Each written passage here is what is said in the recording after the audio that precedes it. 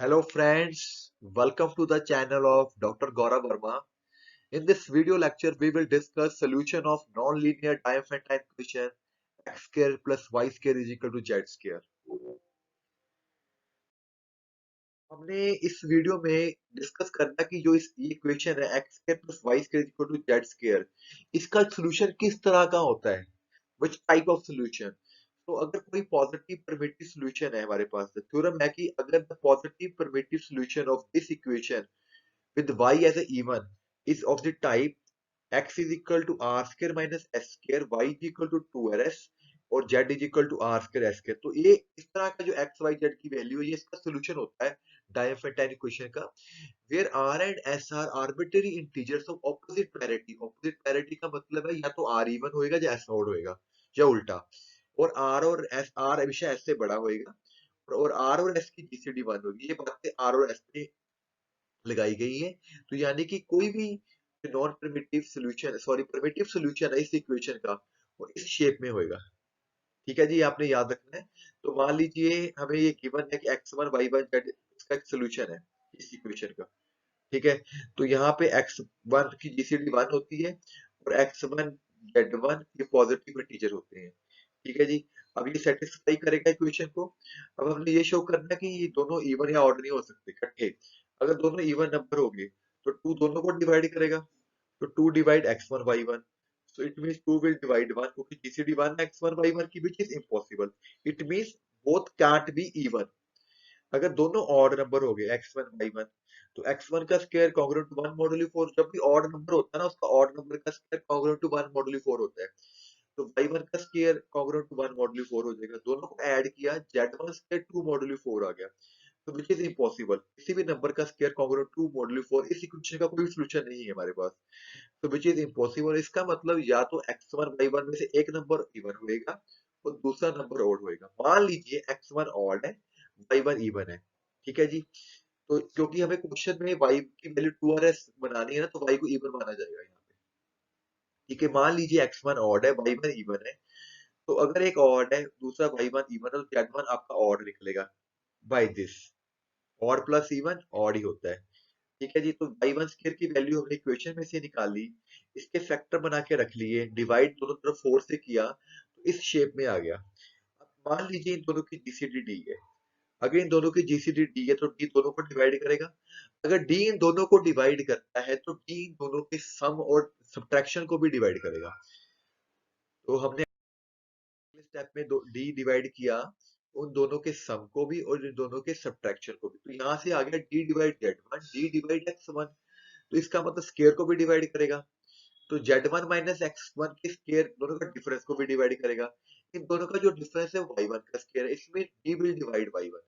तो D x1 को भी डिवाइड कर रहा है भाई, डी y1 को भी डिवाइड कर रहा है। इसका मतलब डी की जीसीडी को डिवाइड करने लग गया। तो इन दोनों की जीसीडी तो 1 है हमारे पास, तो D is divide 1। It means जो डी था इसकी जीसीडी थी वो इज इक्वल टू 1 आ गई। तो जो y square is equal to something था हमारे पास ए इक्वेशन में, इन दोनों का इक्वल टू था। इसका मतलब दोनों नंबर स्क्वायर में है।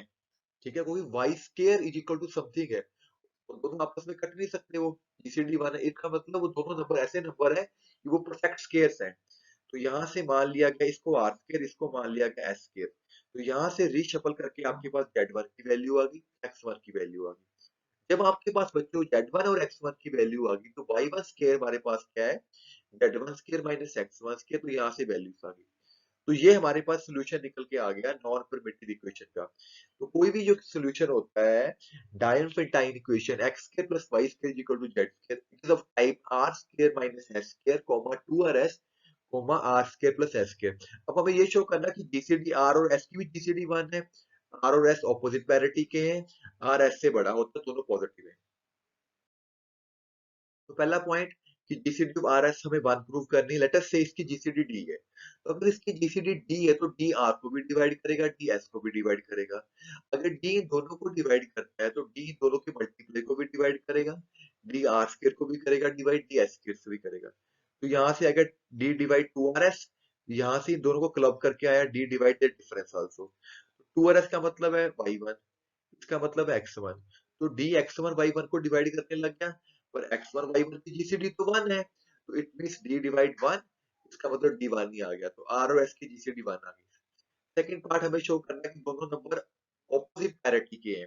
मान लीजिए दोनों नंबर इवन है, अगर दोनों इवन हो गए तो टू डिवाइड करेगा आर को, टू डिवाइड करेगा एस को, तो इसमें two will divide the GCD, क्योंकि जीसीडी तो वन है, तो two divide one which is impossible, it means both can't be even. If r and s are both odd, तो अगर कोई नंबर ऑड होता है बच्चों तो उसका स्केयर भी ऑड होएगा। ठीक है जी, तो दो नंबर अगर ऑड है उनका, तो उनका डिफरेंस क्या आएगा, वो इवन होता है। ठीक है जी, जैसे 9 - 3 करो तो 6 आएगा, difference of two odd number is even number. So X, ये R square minus S square किसकी वैल्यू थी, x1 की, इसका मतलब x1 इवन हो गया। ठीक है जी, y1 भी हमें इवन दिया गया है, तो टू दोनों को डिवाइड करेगा। ठीक है जी, तो two divide x1 by one, तो two divide one which is impossible. तो क्या प्रॉब्लम आ रही थी, दोनों हमने इवन या दोनों ऑड माने थे, it means both are of opposite parity. Opposite parity का मतलब होता है भाई कि एक नंबर ऑड है, एक नंबर इवन है। अब लास्ट केस शो करना है कि मान लीजिए आर और एस दोनों पॉजिटिव नंबर है, तो हमें शो करना कि आर एस से बड़ा है। एक्स वन जीरो से बड़ा है, पॉजिटिव है, तो एक्स वन की वैल्यू क्या है हमारे पास, आर स्क्वायर माइनस एस के, जीरो से बड़ा ही होगी, तो R square greater than S square आ गया, तो यहाँ से ये चीज होगी। तो ये हमने प्रूव कर दिया। अब हमने कन्वर्स प्रूव करना है। कन्वर्स क्या मतलब है कि अगर x1 y1 z1 का, ठीक है, एक ये x1 की वैल्यू अगर ये है, ये चीज है ये, ठीक है, और ये r और s पे ये कंडीशंस दी गई हैं, तो हमें ये शो करना है कि x1 y1 z1 इसका सोल्यूशन होएगा, और x1 y1 की जीसीडी 1 होएगी, और ये आपस में पॉजिटिव डिवीजन होगी। पहले हमारे पास था कि एक सोल्यूशन एग्जिस्ट कर रहा है भाई, ठीक है, तो जो सोल्यूशन एग्जिस्ट कर रहा है, तो हमने शो किया कि वो एक्स वाई जेड की वैल्यू क्या आएगी, r square minus S square, और उनकी जीसीडी वन है, पैरिटी ऑपोजिट है, वो प्रूव करते हैं। अब उल्टा है, मान लीजिए कि ये एक एक्स वाई जेड की वैल्यू है, इनमें आर और एस की जीसीडी वन है, ठीक है, तो हमें शो करना है कि x one y one z में इसका सोल्यूशन होएगा, प्रोबेबिलिटी सोल्यूशन, ये चीज शो करनी है कन्वर्स में। तो अब हम क्या करेंगे, ये ले लेते हैं x one square plus y one square, यहाँ पे एक्स वन की वैल्यू पुट कर दी, वाई वन की वैल्यू पुट कर दी। अब ये क्या है, देखो a माइनस बी का होल स्क्वायर 4ab, तो a मेरा यहाँ पे आर स्क्वायर है, b मेरा एस स्क्वायर है। This is identity a plus b का whole square that is equal to z1 square, क्योंकि ये z1 की वैल्यू है ना हमारे पास, तो ये x1 y1 z1 इसका सोल्यूशन हो गया। अब हमें ये शो करना है कि ये तीनों नंबर पॉजिटिव है। जैसे कि r हमें पता है s से बड़ा है, तो इसका स्क्वायर भी उससे बड़ा होएगा, दोनों का डिफरेंस किया, जीरो से बड़ा आ गया, तो x1 जीरो से बड़ा आ गया। इसी तरह 2rs पॉजिटिव होएगा, क्योंकि r और s दोनों पॉजिटिव है, इट मींस y1 जीरो से बड़ा आ गया। और z1 तो आपको है ही R square plus S square, तो दोनों पॉजिटिव है, तो ये भी जीरो से बड़ा आ गया, it means it is a positive integer. अब हमें ये शो करना रह गया कि x1 और y1 की जीसीडी 1 है, मान लीजिए इसकी जीसीडी d है, तो d x1 को भी डिवाइड करेगा, d y1 को भी डिवाइड करेगा, तो d स्क्वायर x स्क्वायर को डिवाइड किया, d स्क्वायर y स्क्वायर को डिवाइड किया, तो d दोनों के प्लस को डिवाइड करने लग गया, तो ये d स्क्वायर इसका मतलब z1 स्क्वायर को डिवाइड करने लग गया, d z1 को डिवाइड करने लग गया, तो इसका मतलब d z1 और d x1 को डिवाइड करता है। अब आपने z और x की वैल्यू पुट कर देनी है, ये वाली। अगर d इन दोनों को डिवाइड करता है, तो d इनके सम को भी डिवाइड करेगा, d इनके डिफरेंस को भी डिवाइड करेगा, तो यहाँ से आ गया d divide two r square, d divide two s square, तो d will divide this thing, क्योंकि r और s की जीसीडी 1 है, तो r square plus s square की जीसीडी भी 1 होगी, इसका मतलब d डिवाइड करेगा 2 को। तो हमारे पास दो ऑप्शन आ गए, या तो d 1 होएगा या तो d 2 होएगा, क्योंकि r और s ऑपोजिट पैरिटी के हैं, इसका मतलब r स्क्वायर और s स्क्वायर भी ऑपोजिट पैरिटी के होंगे, इसका मतलब r square minus s square odd हो जाएगा। तो r square minus s square है क्या चीज, दैट इज x1, तो x1 ऑड हो गया। तो अगर x1 ऑड है, इसका मतलब इसकी जीसीडी है ना जो, इवन नंबर नहीं हो सकती, तो ऑड नंबर ही होएगी, सो 2 can't be possible, so only option is 1। तो इस तरह हमें कॉरेस्पॉन्डेंस पता चल गया। अगर हमारे पास x1 y1 z1 एक सोल्यूशन है, उसके कॉरेस्पॉन्डिंग एक पेयर आर एस एग्जिस्ट करेगा, जो उसका सोल्यूशन देगा r square minus S square, two r s r square s square, इस तरह की शेप में।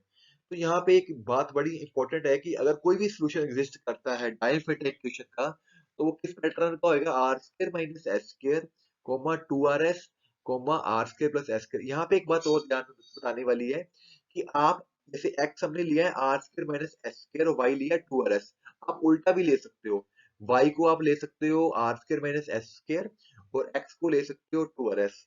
So please students subscribe my channel, like my video. Thank you very much. Signing off, Dr.